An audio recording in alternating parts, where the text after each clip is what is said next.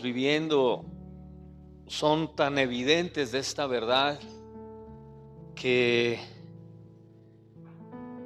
nadie aquí puede negar que hoy podemos decir estamos en victoria porque Dios nos tiene aquí por su gracia y su favor. Pero no nos sentimos en victoria porque nos faltan personas, porque nos han sucedido cosas, porque hemos tenido pérdidas, porque hemos sufrido. Decimos que estamos en victoria porque Dios nos ha permitido llegar a su casa. Decimos que estamos en victoria porque estamos saludables. Pero este es el tipo de victoria que no es dulce. Porque hubiéramos querido que en esta victoria nos acompañaran otras personas que nos hacen falta. Esta semana perdimos 2 pastores, amigos míos, compañeros de generación. El pastor de Acapulco y un pastor del norte del país. Y los recuerdo porque éramos jovencitos cuando estábamos internados y todos jovencitos con una gran visión, con grandes anhelos, sueños, y yo voy a hacer aquí, y yo voy a hacer allá, y yo voy a ser el primero en ir a tal lugar y levantar la obra y establecer una iglesia en tal parte, y yo voy a ir a las naciones, y yo voy a ir a tal parte de México, y hablábamos muchas cosas, y hoy no están. El martes comencé un estudio en una iglesia de un pastor que ya no está, también compañero mío. Sus hijos tomaron la iglesia y me invitaron a dar un curso todos los martes. Y di el curso y lo tengo que dar por 4 meses, pero son de esos momentos que no te saben dulces, que no te saben bien porque no estás como quisieras estar. Y hoy quiero compartirle algo que Dios ha estado poniendo en mi corazón para este día, para este tiempo, porque lo necesitamos. Porque no creo ser la única persona que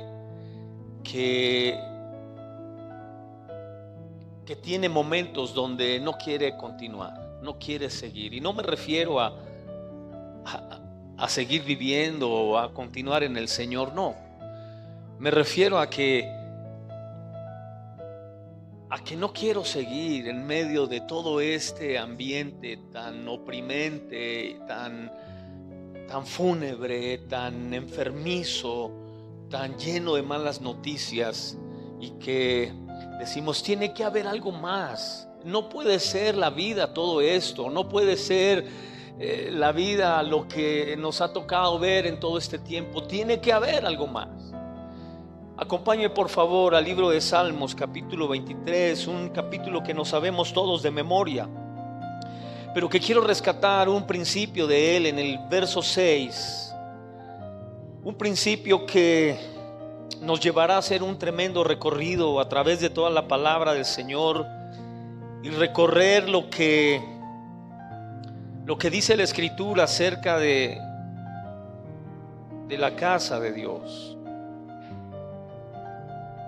Dice el salmista: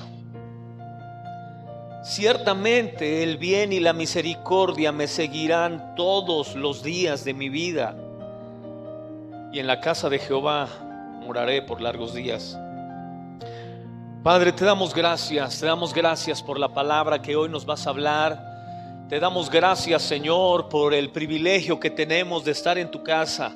Esta es la mayor evidencia, Señor, de las promesas que nos has hecho. Esta es la mayor evidencia de un antes, un presente y un futuro glorioso en ti.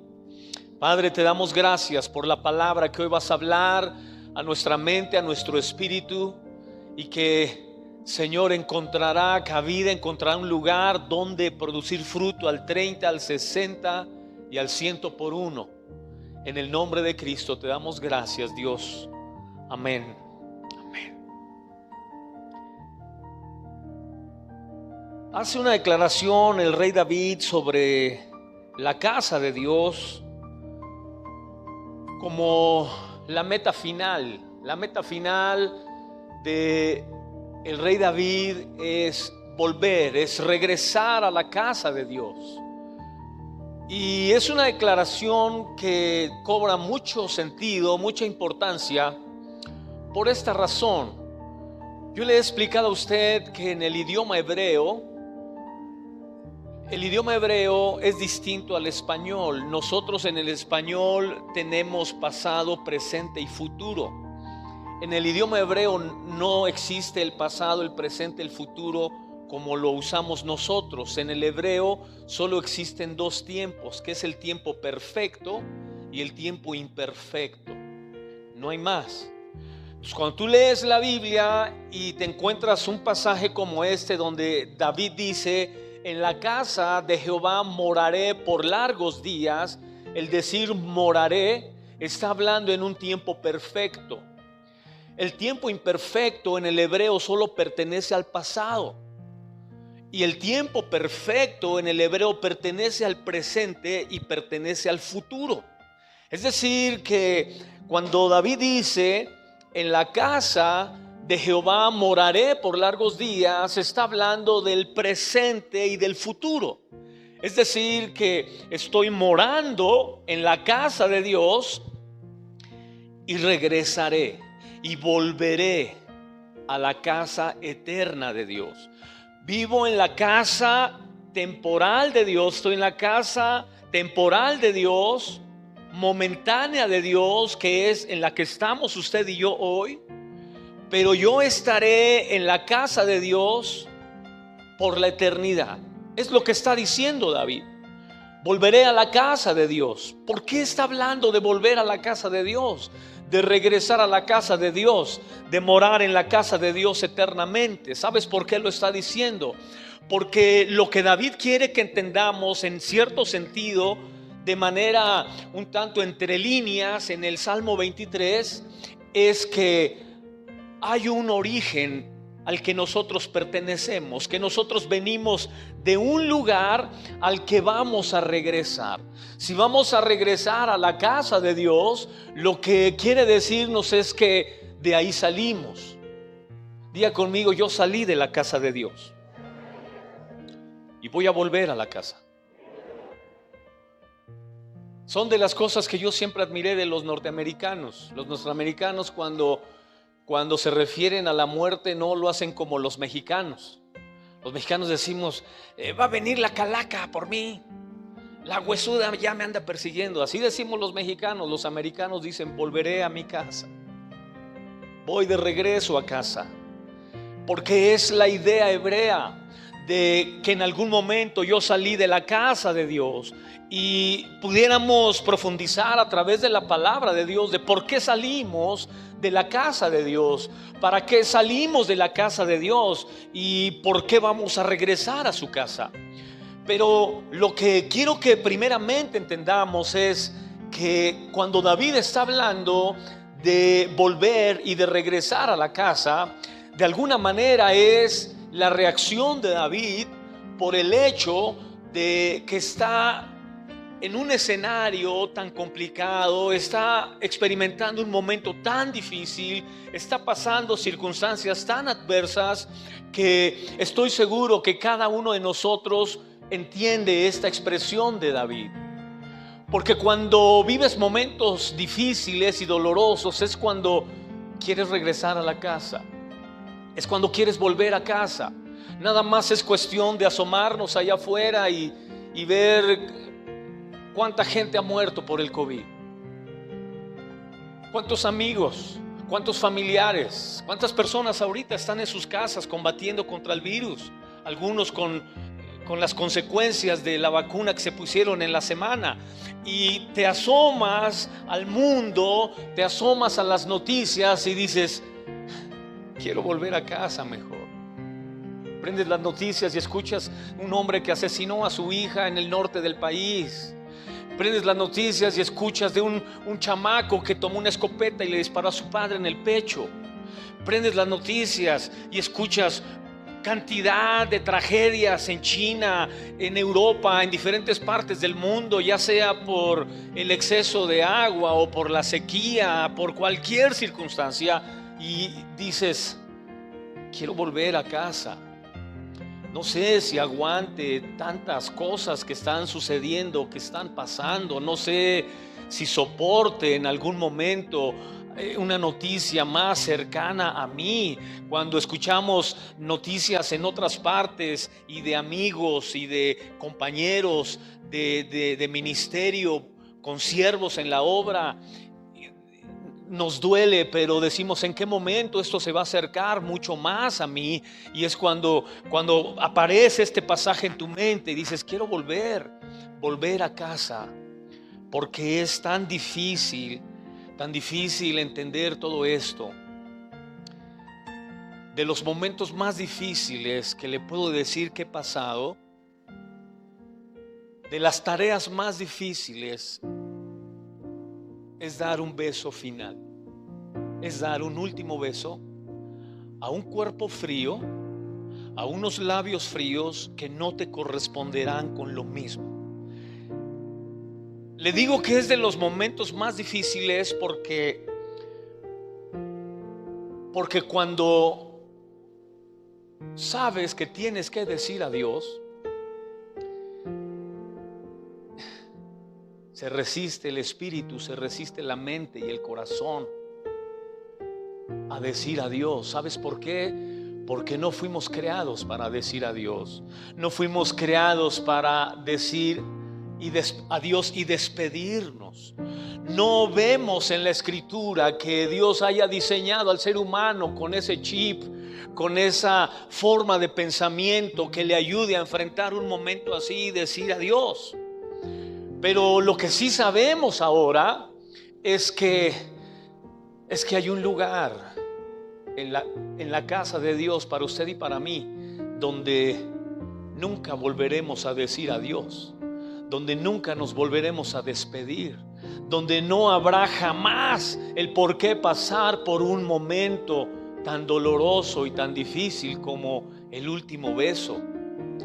Esto que les estoy diciendo es lo que nos ha tocado pasar y vivir por casi ya 2 años.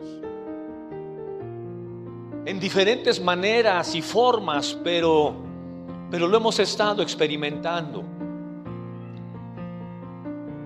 Les recomiendo que si puede conseguir el libro de Max Lucado que se llama La Gran Casa de Dios, le va a ayudar mucho a entender lo que le estoy tratando de explicar. La gran casa de Dios. ¿Qué hacer en la gran casa de Dios? Cuando estoy en la sala, ¿qué hacer cuando estoy en la cocina o cuando estoy en su recámara o cuando quiero asomarme al closet? Pero lo que hace Max Lucado es que toma la escritura, la palabra de Dios, para explicarnos que el mejor lugar en el que usted y yo podemos estar es en la casa de Dios, es estar aquí y entender que salimos de su casa para cumplir una misión, para cumplir un propósito. Escúcheme bien, para Dios la longevidad no depende del tiempo que los seres humanos entendemos que es ser longevo. Para Dios la longevidad tiene que ver con el cumplimiento de un propósito. Y puedes venir al mundo por un par de meses o puedes venir al mundo por 100 años, pero ser longevo para Dios, porque la longevidad para Dios no tiene que ver con tiempo, tiene que ver con propósito. Cuando tú cumples tu propósito en la vida, tú eres una persona longeva. Iglesia, parte de nuestro propósito por el cual venimos a la tierra es para permanecer en la casa de Dios, es para que el mundo pueda entender que se puede tener una vida agradable a Dios, una vida dedicada a Dios, pero a la vez tener una vida de impacto y de testimonio para el mundo que no conoce a Dios. Amén. Esto es lo que está queriéndonos decir David. Por eso salí de la casa del Padre. Salí de la casa del Padre para dar testimonio que se puede vencer a un gigante, para dar testimonio que se puede derrotar a un ejército. Salí de la casa del Padre para cumplir un propósito y establecer un reino que pudiera modelar el reino de Dios en la tierra. Salí de la casa del Padre para poder modelar la manera en la que se debe adorar a Dios en su casa. Amén. Así que esto me entusiasma. Le dije, son de esas victorias que no nos saben a victorias, pero que no deja de ser una victoria, porque estamos aquí, iglesia, y Dios quiere seguirse glorificando en nosotros. Ahora, en medio de todo este escenario, hay una flor en medio del pantano. En medio de todo esto que estamos viviendo, cuando tú lees Apocalipsis y ves un mundo en batalla, un mundo en caos, en conflicto, hay una rosa en Apocalipsis, como la rosa de Sarón en Cantar de los Cantares, una rosa que está en medio del desierto, que es una figura precisamente de cómo el Cantar de los Cantares se refiere a la iglesia cuando dice: ¿quién es esta que sube del desierto, que sube del conflicto, de la prueba, de la lucha? ¿Quién es esta? Y ahí en medio del desierto aparece una rosa que nos habla de esperanza, que nos habla de un plan que Dios tiene para nosotros en medio de esos momentos difíciles que enfrentamos. Y quiero que vea esta rosa en el pantano en Apocalipsis capítulo 21. Apocalipsis capítulo 21, verso 1 al 5. ¿Ya lo tiene?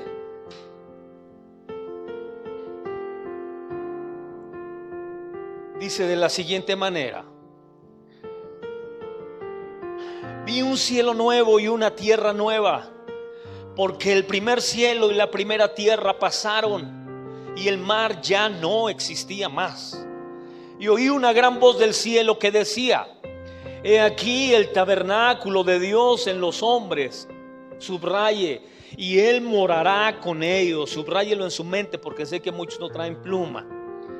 Y ellos serán su pueblo, y Dios mismo estará con ellos como su Dios. Enjugará Dios toda lágrima de los ojos de ellos, y ya no habrá muerte, ni habrá más llanto, ni clamor, ni dolor, porque las primeras cosas pasaron. Y el que estaba sentado en el trono dijo: he aquí yo hago nuevas todas las cosas. Y me dijo: escribe, porque estas palabras son fieles y verdaderas. Verso 7. Y el que venciere heredará todas las cosas, y yo seré su Dios, y él será mi hijo.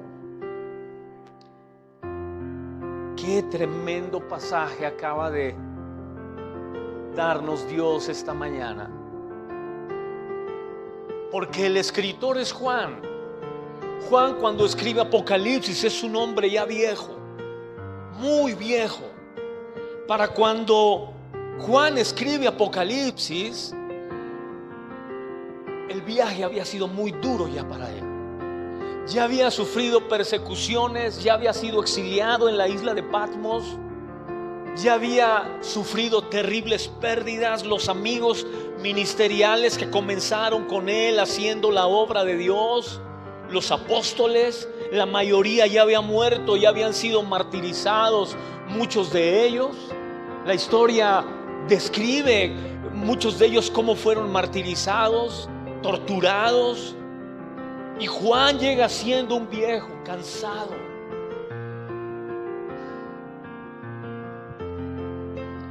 Y tiene esta revelación, dice la Escritura. Entonces, en medio de todo lo que estaba sucediendo y de todo lo que estaba experimentando, vi un cielo nuevo y una tierra nueva.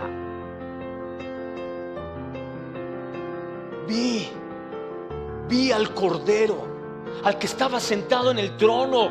Y entonces me dijo: he aquí yo hago nuevas todas las cosas. Todo volverá a ser nuevo, Juan.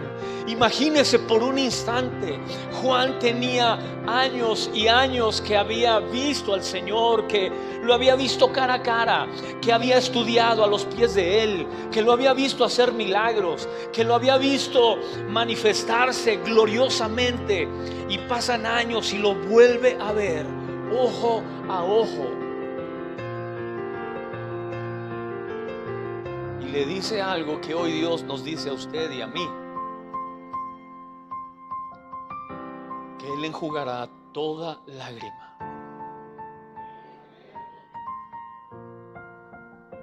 Las mismas manos que crearon el mundo, las mismas que crearon los mares, las mismas manos que crearon las montañas, las mismas manos que crearon los cielos y todo lo que existe, son las mismas manos que en algún momento tomarán tu cara, tomarán tu rostro y enjugarán y limpiarán toda lágrima que hemos derramado aquí en la tierra. ¿Has tenido la experiencia de que alguien enjugue tus lágrimas?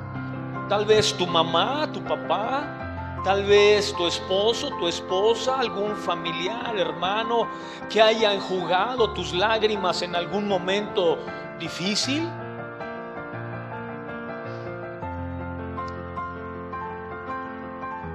No sé si tuviste esa experiencia, pero si no la tuviste, bueno, si la tuviste, no se compara con la experiencia que tendremos de que el Señor enjugue toda lágrima. Pero si no la tuviste, déjame decirte que enjugar las lágrimas es la forma más esperanzadora de entender que ese momento pasará, que ese momento se terminará, que ese momento no es para siempre, que ese momento no te va a dejar ahí tirado, derrumbado, lastimado, herido, que ese momento se terminará y que la esperanza que produce el que tus lágrimas sean enjugadas es lo que Juan está revelándole a la iglesia.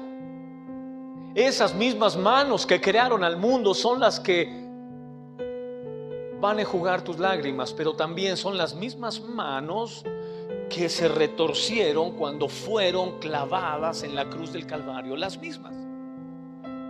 Son las mismas manos que fueron perforadas, heridas, lastimadas, las que van a enjugar nuestras lágrimas. Amén. Y entonces surge la promesa más gloriosa: he aquí, todo será nuevo. Todo. Y le digo algo, iglesia, que no escuchará nunca en ninguna parte, porque allá afuera solo se trata de mantener las cosas, solo se trata de que no se desgasten de más, solo se trata de conservar, solo se trata de preservar. Pero Dios no dice que va a preservar ni a conservar, Dios dice que las hará nuevas. El propósito de Dios es hacer cosas nuevas en nuestra vida, en nuestras familias. ¿Cuántos cuando escuchan y leen pasajes como estos dicen: yo quiero estar ahí?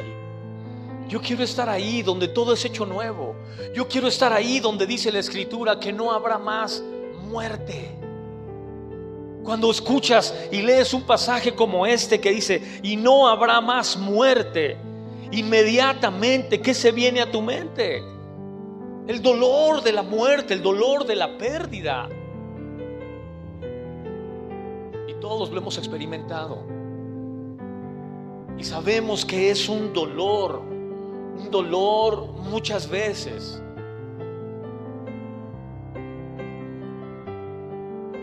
que no sabemos cómo responder a él. Y David lo dijo, que cuando ese dolor llegara a su corazón, Dios lo llevara a la roca que es más alta que él, porque no encuentra la forma de responder a ese momento doloroso.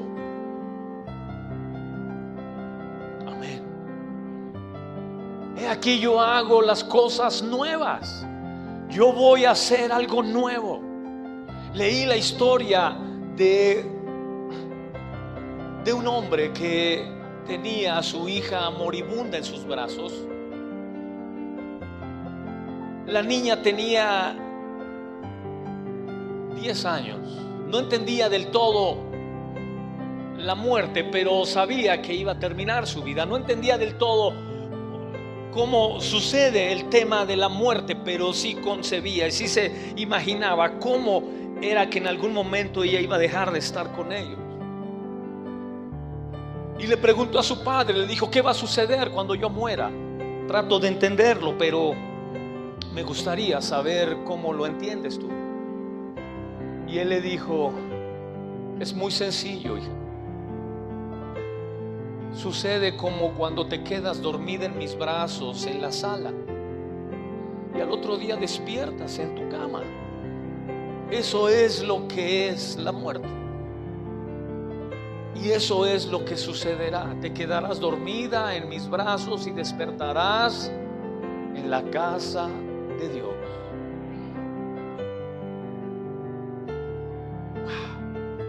En un lugar totalmente nuevo y diferente a como el sistema del mundo nos hace creer que funcionan las cosas.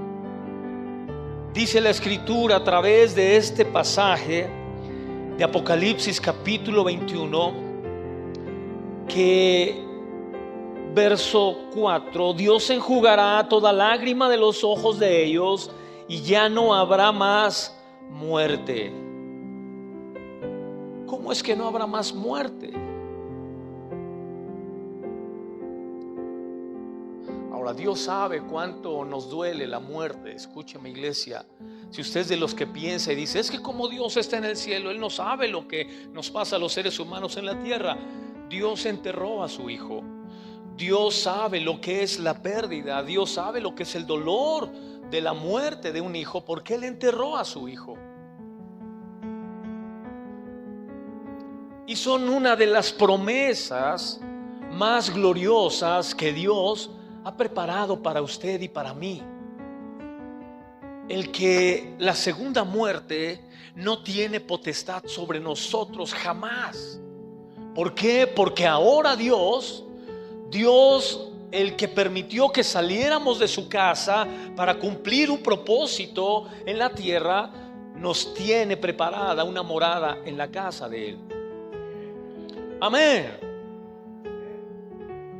Dice que no habrá más muerte, no habrá más dolor, no habrá más llanto, ni tristeza, ni clamor. Aunque me gusta mucho más como Isaías 35 de forma detallada nos dice cómo sucederá esto. Acompáñame por favor a Isaías capítulo 35 versos 5 y 6. Isaías de manera más detallada hace una descripción de esto. Entonces los ojos de los ciegos serán abiertos y los oídos de los sordos se abrirán. Entonces el cojo saltará como ciervo y cantará la lengua del mudo, porque aguas serán cavadas en el desierto y torrentes en la soledad. Amén. No solamente está hablando que no habrá dolor por causa de la muerte, también está diciendo que no habrá enfermedad, que las personas que tienen algún tipo de enfermedad, dice la Escritura, no habrá ceguera, no habrá cojo, no habrá algún tipo de discapacidad que en el cielo nos produzca tristeza, que en esa casa que Dios ha preparado para nosotros nos deje un mal sabor de boca, una incomodidad. Todos, dice la Escritura, una vez que volvamos a la casa de Dios, no regresaremos para tener ningún tipo de dolor ni de tristeza por algún tipo de malestar que hayamos tenido aquí en la tierra. Amén. ¿No será glorioso estar en la casa de Dios con toda tu dentadura? ¿No será glorioso estar en la casa de Dios con los pies? Bueno, es porque algunos tienen uno más corto que otro, ¿verdad? Del mismo tamaño. ¿No será glorioso estar en la casa de Dios, donde no nos hace falta absolutamente nada? ¿Por qué? Porque no hay más enfermedad, porque no hay más deficiencias, porque no hay más discapacidades, porque no hay más elementos que produzcan en nosotros malestares, inseguridades, incomodidades. No habrá. Amén. ¿Qué más dice Isaías? Capítulo 33, verso 24. Mire lo que dice. No dirá el morador: estoy enfermo. Al pueblo que more en ella le será perdonada la iniquidad. No habrá alguien en ese lugar que pueda decir: estoy enfermo. No habrá. ¿Por qué? Le dije, porque Dios restaurará la longevidad en el ser humano. El ser humano no fue diseñado para morir. El ser humano fue diseñado para vivir eternamente. Por eso los registros bíblicos de la antigüedad nos hablan de personas que vivían 900, 800 años, porque su diseño no fue hecho para caducar, para morir. Amén. Diga conmigo: yo no voy a caducar. Mire, yo a eso no le daba mucha importancia. Bueno,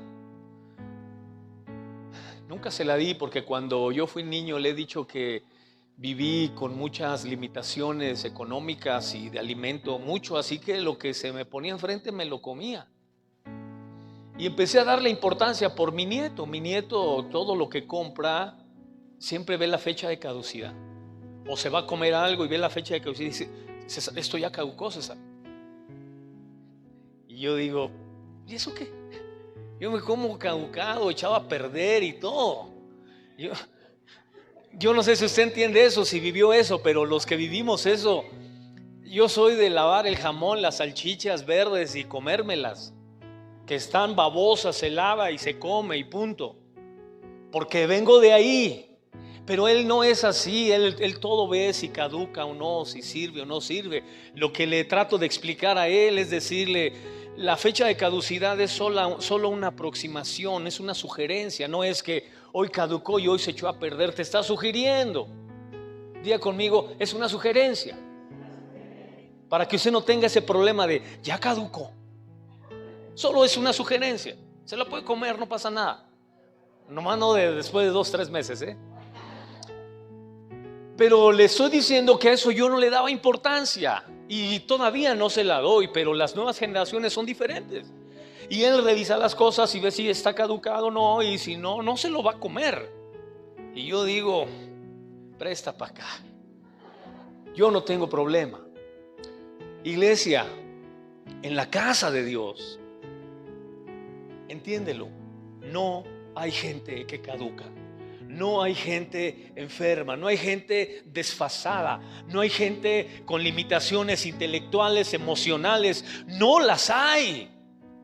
¿A cuántos les ha sucedido que en sus casas, en la familia, al papá, a la mamá, ya ancianitos, tienen ciertos desfases ya intelectuales, tecnológicos, y comienzan a rezagarlos? Y entonces el pobre ancianito pues no sabe usar el Facebook, no sabe usar el WhatsApp. Y llegan los hijos: ay papá, ¿desde cuándo te dije que iba a venir? ¿Cuándo me dijiste? Te mandé un WhatsApp. Yo qué sé de eso de WhatsApp. Déjeme decirle que en el cielo nadie va a caducar. En el cielo no habrá rezagos intelectuales, ni emocionales, ni sentimentales. En el cielo y en la casa de Dios todos estaremos vigentes. Es parte de la promesa de Dios. No habrá enfermos, no habrá discapacitados, no habrá gente con limitaciones. En la casa de Dios todos estaremos perfectos. Amén. Esta es la rosa que necesitamos hoy en día.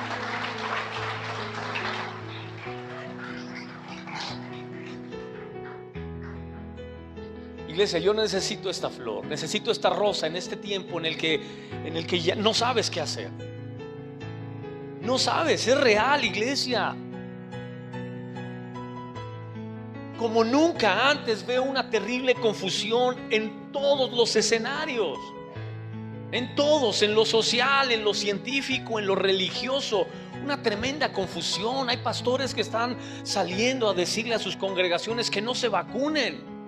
Hay otros pastores que están saliendo a decir sí, vacúnense. Otros que están diciendo que es la marca de la bestia. Otros que están diciendo que no es cierto, que es una vacuna X. Y una tremenda confusión. Pero lo mismo es en el área científica.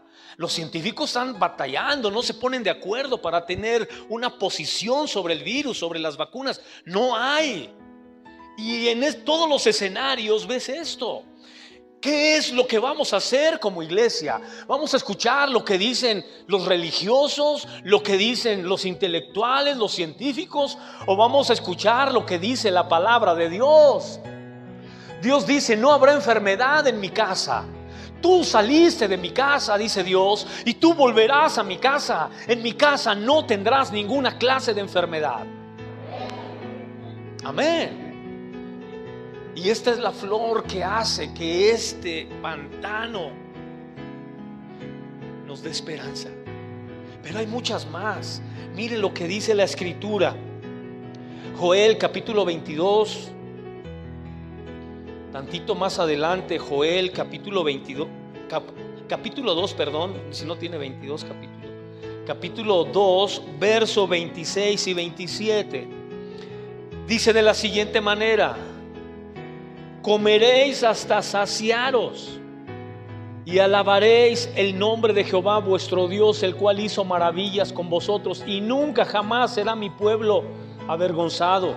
Y conoceréis que en medio de Israel estoy yo, y que yo soy Jehová vuestro Dios y no hay otro, y mi pueblo nunca jamás será avergonzado. Diga conmigo: comeré hasta saciarme.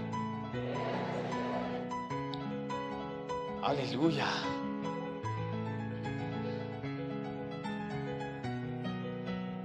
Tal vez usted no dimensiona los problemas de hambre que hay en el mundo, y es mejor a veces no tener la información que a veces uno tiene cuando estudia temas como estos. Pero cuando estudias estos temas, los que han estado viniendo a Apocalipsis, a la serie de los miércoles, les he estado hablando un poquito sobre Monsanto. Y usted escucha esto y dice: ¿qué es eso de Monsanto? Monsanto es una transnacional dueña del 80% del alimento que se produce en el mundo, y lo hace de forma ilegal e irresponsable. Muchas naciones del mundo están en oposición a Monsanto, pero ya difícilmente va a haber manera de resistirse, porque Monsanto ya tiene el control y el dominio del alimento del mundo, usando alimentos transgénicos o manipulando la semilla, los frutos, para seguir produciendo alimento a mayores cantidades. Las formas o los métodos que esté usando, tal vez decimos: no nos interesa, lo que queremos es comer. Pero una de las razones por las que surgió Monsanto es porque se dieron cuenta que la tierra ya no tenía la capacidad de producir suficiente alimento para, valga la redundancia, para alimentar a 7,000 millones de personas. Pero la escritura nos enseña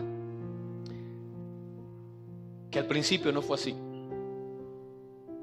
Al principio no existían los desiertos. Los desiertos se fueron volviendo desiertos. Y usted lo sabe por qué.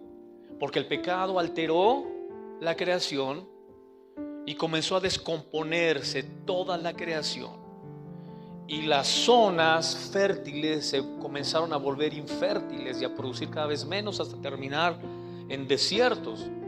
La Biblia dice que una vez que tú llegues a la casa de Dios, comerás hasta saciarte sin estar pensando si habrá alimento suficiente o no. si cada año habrá suficiente producción o no, si la lluvia será suficiente o no. Amén. ¿Quiere verlo? Acompáñeme por favor a Isaías, capítulo 32, verso 15 al 16.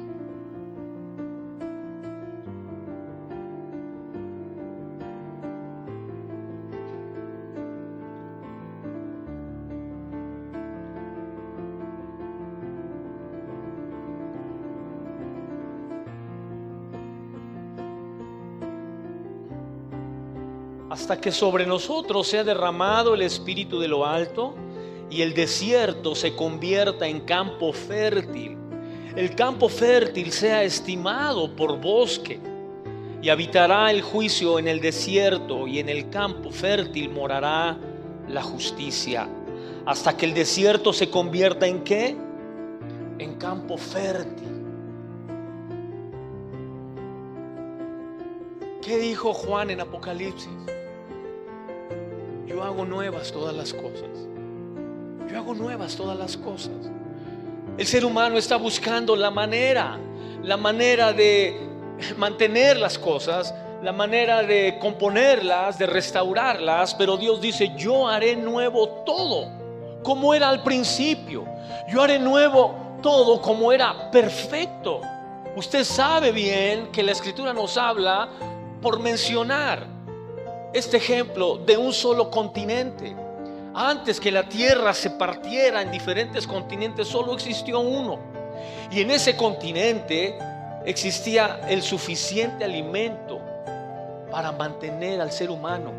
Después del pecado, otra vez todo se alteró, se dividió ese continente, se partió la tierra y todo comenzó a descomponerse. Pero Dios quiere que tú tengas esta esperanza en tu corazón. Yo hago cosas nuevas. Sí. Donde hay un desierto, yo haré un campo fértil. Ahora escúchame, iglesia, esto lo puede transportar a su realidad espiritual, porque esa es la especialidad de Dios. La especialidad de Dios es hacer cosas nuevas. Cosas nuevas. Dice la Escritura que cuando el Señor Jesús llegó a una sinagoga, dice que estaba un hombre que tenía una mano seca. En otra versión dice que esa mano la tenía leprosa. Y dice la Escritura que el Señor Jesús le dijo: extiende tu mano, que vea la gente cómo una mano descompuesta, una mano inservible, una mano improductiva, una mano que muchos de nosotros tenemos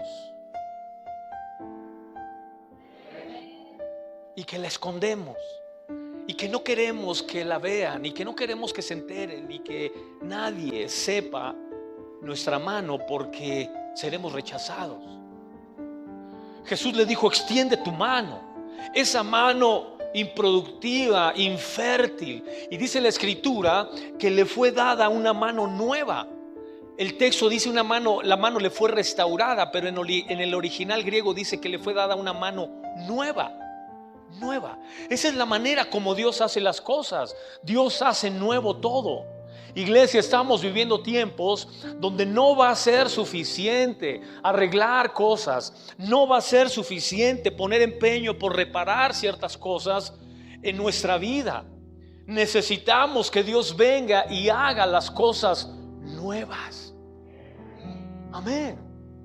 Yo recuerdo hace tiempo, oré por una mujer que le iban a operar los riñones, se los iban a extirpar, y iba a buscar donadores para sus riñones. Estábamos en una casa, era una célula, y a eso la llevaron a la célula.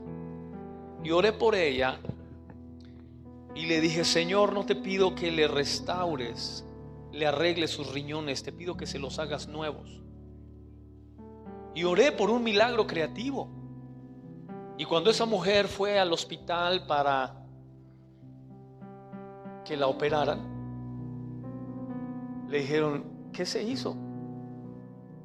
Nada. ¿Qué se hizo? Sus riñones funcionan perfectamente bien.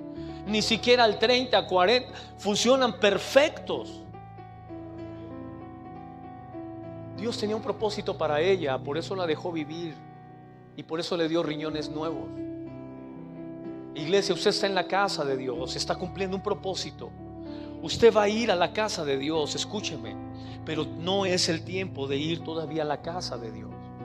Estamos aquí para cumplir propósitos, y cuando estás aquí para cumplir propósitos de Dios, Dios hace cosas nuevas. Así que hoy le puedes decir con esa seguridad: Señor, haz algo nuevo en mi relación de pareja, haz algo nuevo en mi familia, haz algo nuevo con mis hijos, haz algo nuevo en mi negocio, haz algo nuevo en mi trabajo, haz algo nuevo en mi escenario de vida.